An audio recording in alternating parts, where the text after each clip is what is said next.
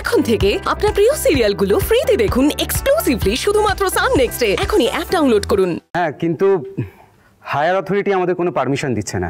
We are extremely sorry. সে কি এই কলেজে আপনি বললেন না? স্যার স্যার আমার কথাটা একটু শুন। রিকু,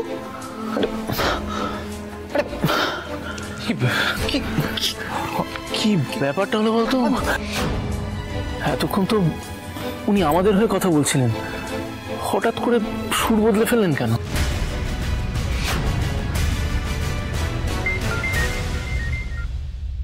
হ্যালো হ্যালো ম্যাডাম, হ্যাঁ কাজ হয়ে গেছে। প্রেস কনফারেন্স ক্যান্সেল করে আমরা ফিরে যাচ্ছি।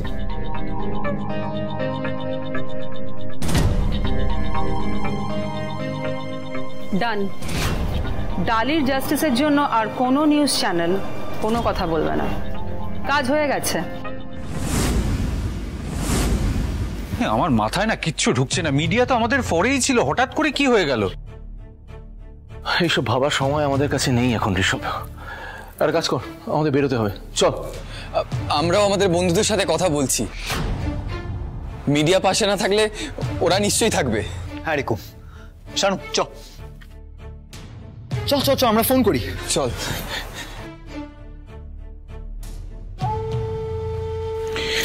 এই তো তুমি রেডি, চলো, তোমার জন্যই ওয়েট করছিলাম, চলো। না ঋষভ, আমার ডালির কাছে যাওয়া হবে না। মানে কেন? কারণ আমি আমার বন্ধুর সাথে দেখা করতে যাব। মানে হ্যাভ ইউ লস্ট ইট? মানে বৌদির এই অবস্থা আর তুমি বন্ধুর বাড়িতে আড্ডা মারতে যাবে? আড্ডা মারতে যাব না, আগে শোনো কথাটা, তারপরে কথা বলো। অ্যাকচুয়ালি আমার বন্ধুর মায়ের খুব খারাপ অবস্থা, উনি না মৃত্যুর সাথে পাঞ্জা লড়ছেন। তো আমার মনে হয় আমার বন্ধুকে তো সাপোর্ট করার মতো কেউ নেই, তাই আমি ওখানে যাবো। আর ডালির কাছে তোমরা সবাই যাচ্ছ, সেখানে আমার যাবার আর কি দরকার এক্সট্রা করে? হ্যাঁ, কোনো কিন্তু নয়। ঝুম তুমি যাও, আমরা এদিকটা দেখে নিচ্ছি। Thank you so much. ভাইরা চল আমরা বেরোই এবার। শোন না, ওই সৌমেনদা বড়মার কাছে আছে, ওকে আর খবর দিতে হবে না, আমরা নিজেরা। না না দরকার নেই, চল। দাদা দাদা, আজ আমিও নিশ্চিত ডালির কিচ্ছু হবে না, তুই দেখিস। জয় শেষমেশ ন্যায়েরই হবে। তুই নিশ্চিন্ত থাকবো নি, ডালির সাথে কোনো অন্যায় আমি হতে দেব না।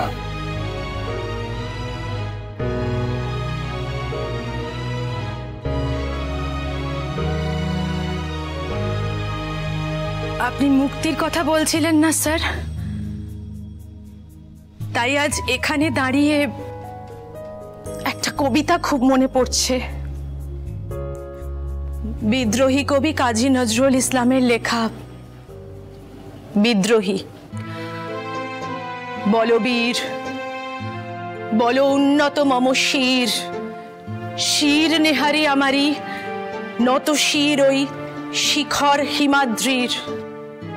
বলবীর বল মহাবিশ্বের মহাকাশ ভারী, চন্দ্র সূর্য গ্রহ তারা ছাড়ি, ভুলোক দুলোক গোলক ভেদিয়া, খোদার আসন আরশ ছেদিয়া, উঠিয়াছি চির বিস্ময়ে আমি বিশ্ববিধাত্রীর। মম ললাটে রাজ রাজ টিকা জলে দীপ্ত জয়শ্রীর। বলবীর আমি চির উন্নত শির।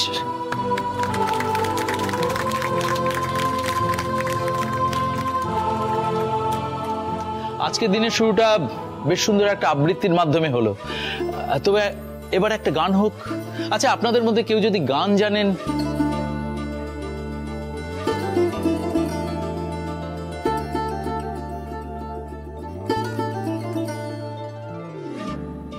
দিদি ভাই, আপনি আজকে একটা গান গেয়ে শোনান না। আমি না না থাক না, অন্য কেউ গাক। মিসেস দেববর্মন, আপনি প্লিজ একটা গান শোনান না আমাদের। অন্য কেউ না, আপনি গান গান। আপনাকে দেখেই মনে হচ্ছে আপনি এত সুন্দর গান গাইতে পারেন। ঠিক বললাম কিনা বলুন? না না, সবাই তো কিছু না কিছু অংশগ্রহণ করছে, আপনি প্লিজ একটা গান করুন, গান করুন।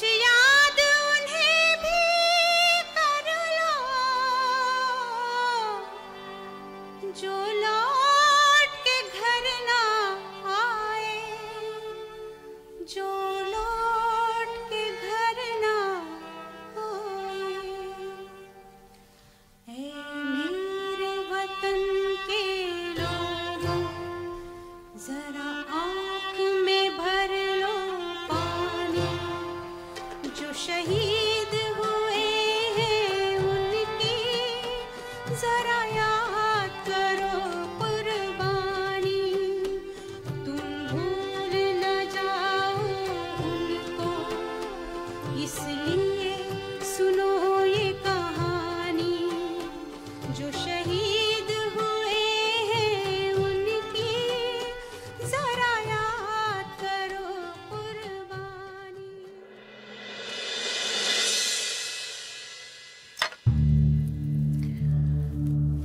অমৃতা, খাবারটা খেতে হবে, এটাই খাওয়ার আছে এখানে, খেয়ে নাও।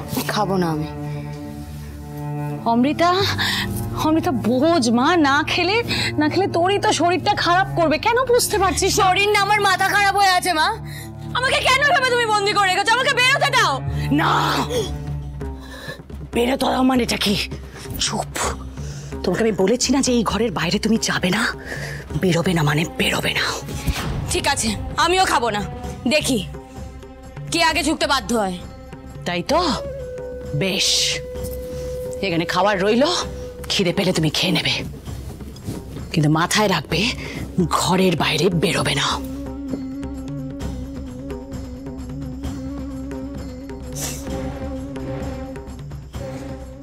কি করবো এবার আমি? আমি তো কিছুতেই ঘরের বাইরে বেরোতে পারছি না, কি হবে?